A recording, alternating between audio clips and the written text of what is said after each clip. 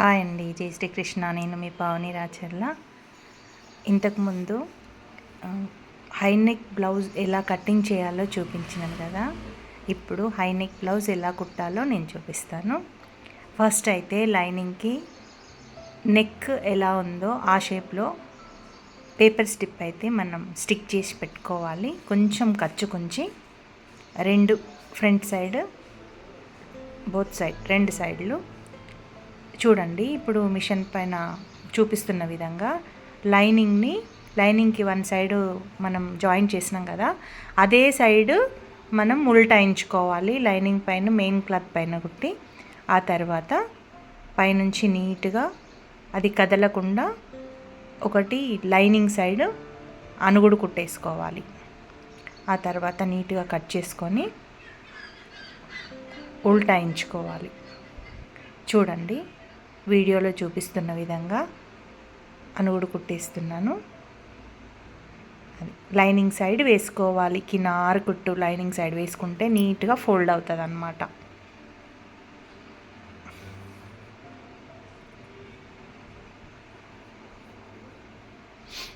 చూడండి ఫ్రెండ్స్, అలా నీట్గా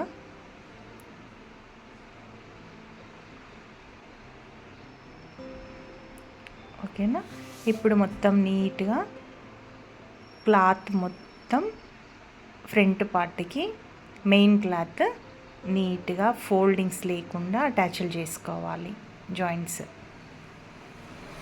అలా ఇది princess cut. So front part neck part మాత్రం నేను నీట్గా అనుకుంటూ వేసేసుకున్నాను జాయింట్స్.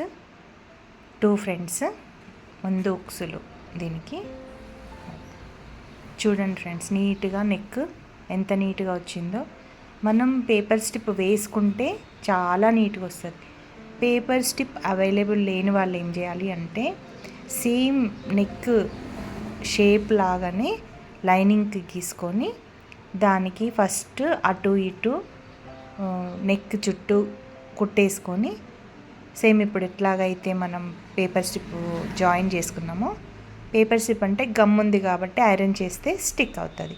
కానీ ఇప్పుడు లైనింగ్ కదా, గమ్ లేదు కాబట్టి అటు కొనాకు ఇటు కొనాకు ఒక కుట్టేసుకుంటే ఫిక్స్ అయిపోతుంది. సేమ్ అప్పుడు కూడా కొంచెం మందం వచ్చేస్తుంది. మిడిల్లో ఒక డాట్ పెట్టుకోవాలి, ఎందుకంటే షేప్ కొంచెం పర్ఫెక్ట్గా రావడానికి. ఇప్పుడు ప్రిన్సెస్ కట్కి సెకండ్ పార్ట్ సైడ్ పార్ట్స్ ఉంటాయి కదా, అవి జాయిన్ చేసుకుంటున్నాను. చూడండి, నీట్గా మనము మెయిన్ క్లాత్కి లైనింగ్ని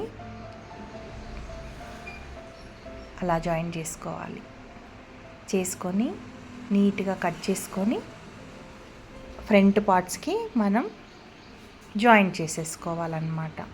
అలా చూడండి, జాయిన్ చేస్తున్నాను. అట్లా మనం కింద చేయి పెట్టుకుంటూ పైనకి కొంచెం లాక్కుంటూ చేస్తే రెండు పర్ఫెక్ట్గా వస్తాయి.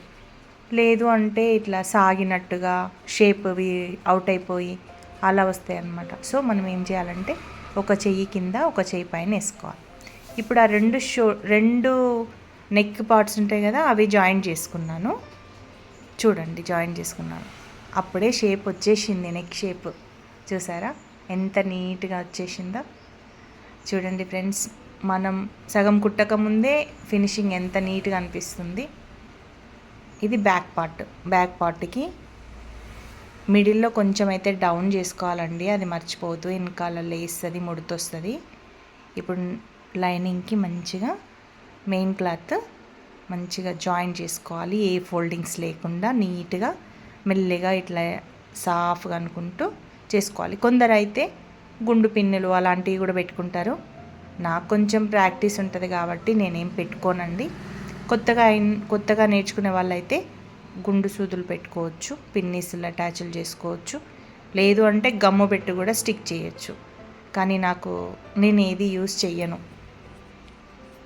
నేను నార్మల్గా ఇట్లా చేయితోటి అనుకుంటూనే చేస్తాను. అవన్నిటికీ అలవాటు పడిపోవద్దని ఇలా చేస్తే మనకి ఎప్పటికీ ఉంటుంది. ఏవి లేకున్నా మనం కుట్టగలుగుతాం అన్నమాట. నా పాలసీ అదే. చూడండి ఫ్రెండ్స్, ఎంత నీట్గా సెట్ చేసినాను. మొన్ననైతే బాగానే చూసారు. High neck. ఇంకా చూడని వాళ్ళు, సబ్స్క్రైబ్ చేసుకొని వాళ్ళు సబ్స్క్రైబ్ చేసుకోండి. ఇలాంటి వీడియోస్ నేను ఇంకా అప్లోడ్ చేస్తాను.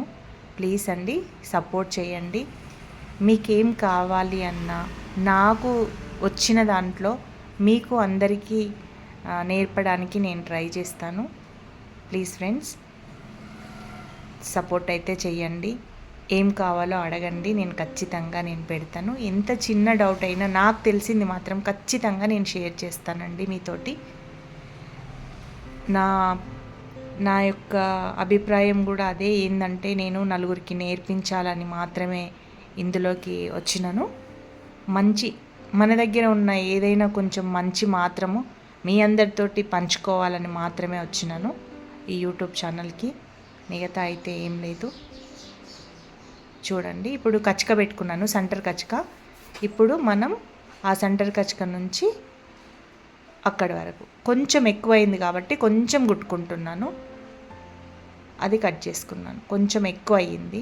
ఎందుకంటే తక్కువ పెట్టుకొని జాయింట్లు వేసుకోవడం కంటే కొంచెం ఎక్కువ ఉన్నా సరే మళ్ళీ సెట్ చేసుకోవడానికి వస్తుంది జాయింట్. నిజమే కదా ఫ్రెండ్స్? ఎక్కువ ఉంటే తక్కువ చేసుకోవచ్చు, కానీ తక్కువ ఉంటే చాలా కష్టమవుతుంది. మళ్ళీ జాయింట్లు వేసుకోవాలి, మళ్ళీ పేపర్ స్ట్రిప్ జాయింట్ స్టిక్ చేసుకోవాలి. ఒకవేళ పేపర్ స్ట్రిప్ లేకపోతే మళ్ళీ అక్కడ మెత్తగా ఉంటుంది, అవ్వదు అలా అన్నమాట. చూడండి ఇప్పుడు నీట్గా వచ్చేసింది. మనం నీట్గా చిక్ చక్ చేసుకొని మంచిగా టంచన్ మందం కంటే కొంచెం ఎక్కువ మార్జింగ్ తోటి ఆ కచ్చక